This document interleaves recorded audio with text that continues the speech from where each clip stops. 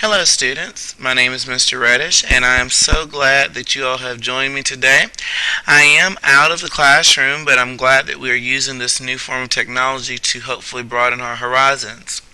We're going to talk about expository writing today, so please make sure that you have your pencil or pen out and your handout so that you can take some quality notes, because that is going to be of importance, very essential for us to really learn today. I also want you to go ahead at this time and get you an additional scrap sheet of paper so that you can take additional notes if you run out of that room. I'm going to go ahead and pause now so that you can get that done.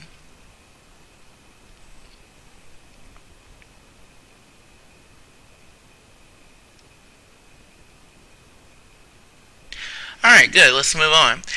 I'm sure you're wondering now, what is expository writing? Expository writing is writing that is to explain or inform a reader. Effective writers use informational writing to inform, explain, and report. Let's see what we know so far.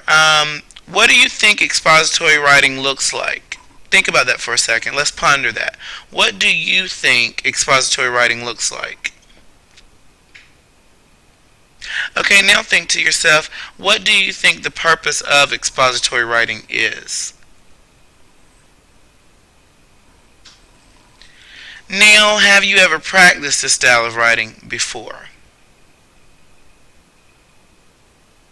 I'm sure you've seen expository writing in magazines and books, papers, wherever. And as we said, the purpose of expository writing is to explain or to inform.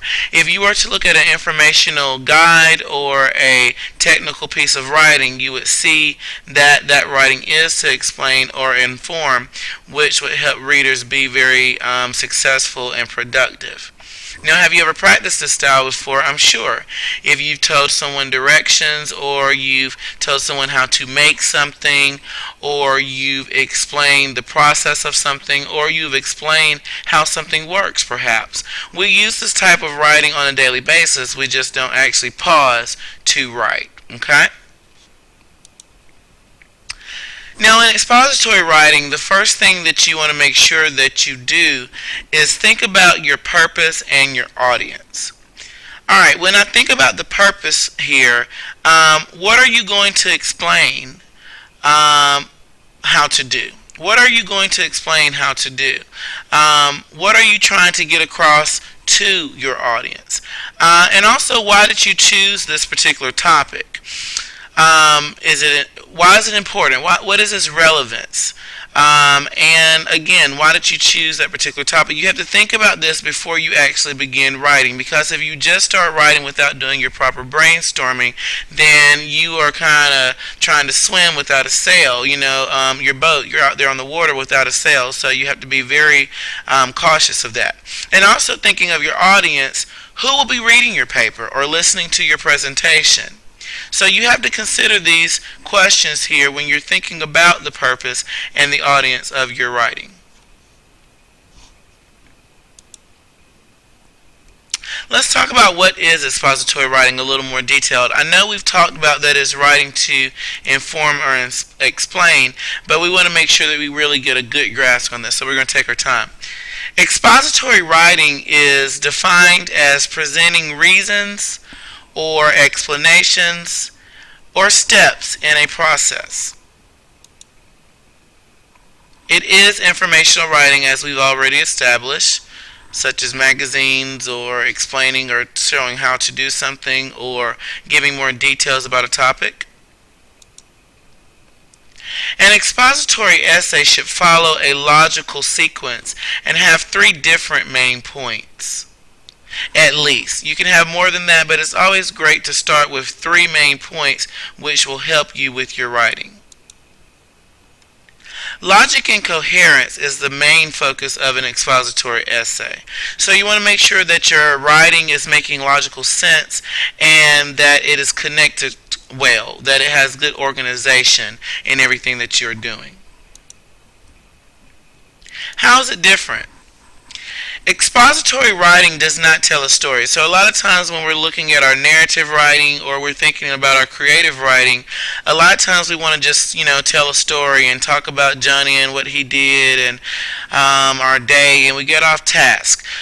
Expository writing is going to have a very detailed, organized plan. It's going to have details that are going to be logically sounded. They're going to have great supporting evidence and reasons using your statistics or anecdotes, various things to help bring your topic to fruition.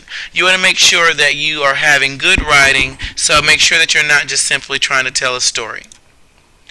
Also, expository writing does not persuade a reader, but only simply gives facts and reasons.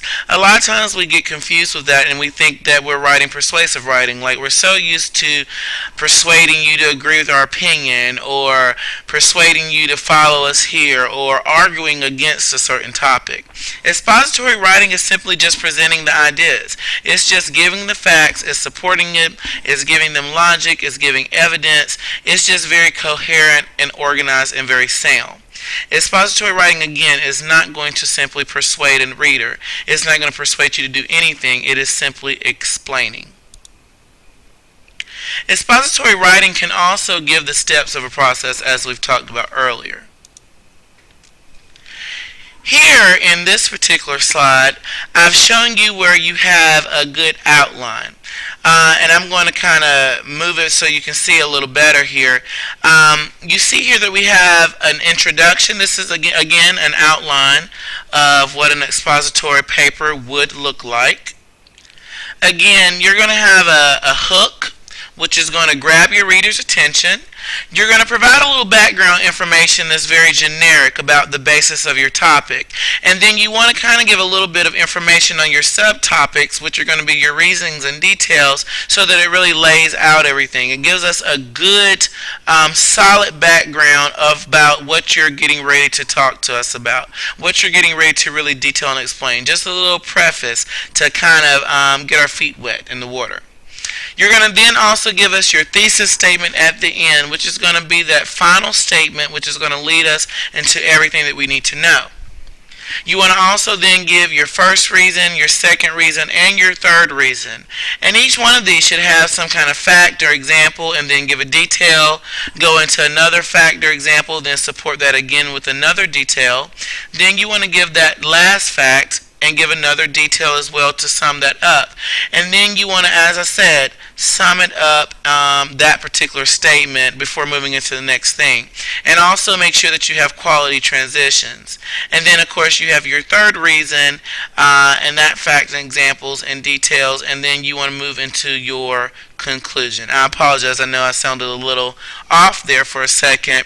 But you basically want to have your introduction with your hook and the thesis statement. Then have your first reason, your second reason, third reason, and then your conclusion. Okay?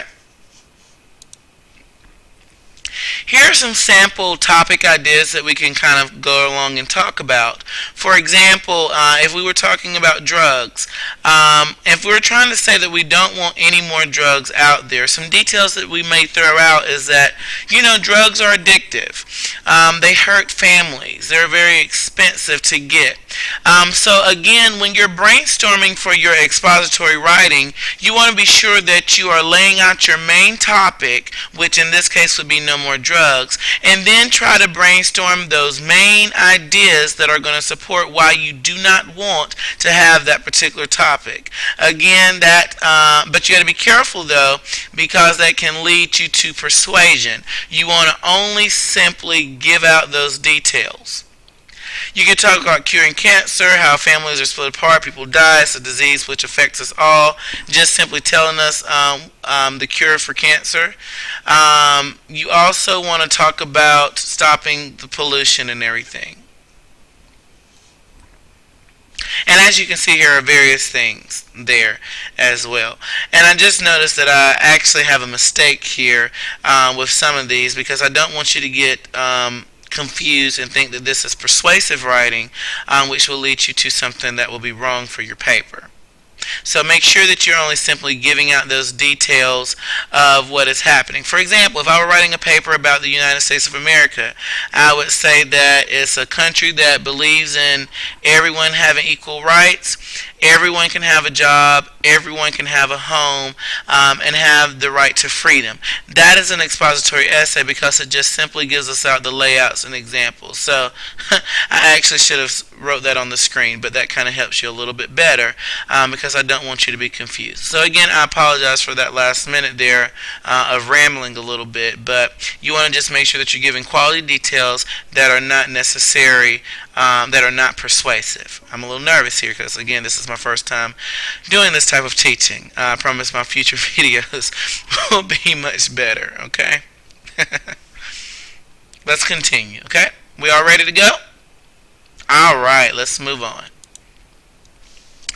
Let's talk about how we do how-to essays in everyday life. Take a look at this picture here. You see it's a parade and you have the float balloon there. What do you think was the first step of getting this balloon off the ground? Think about that. What do you think was the first step of getting this balloon off the ground?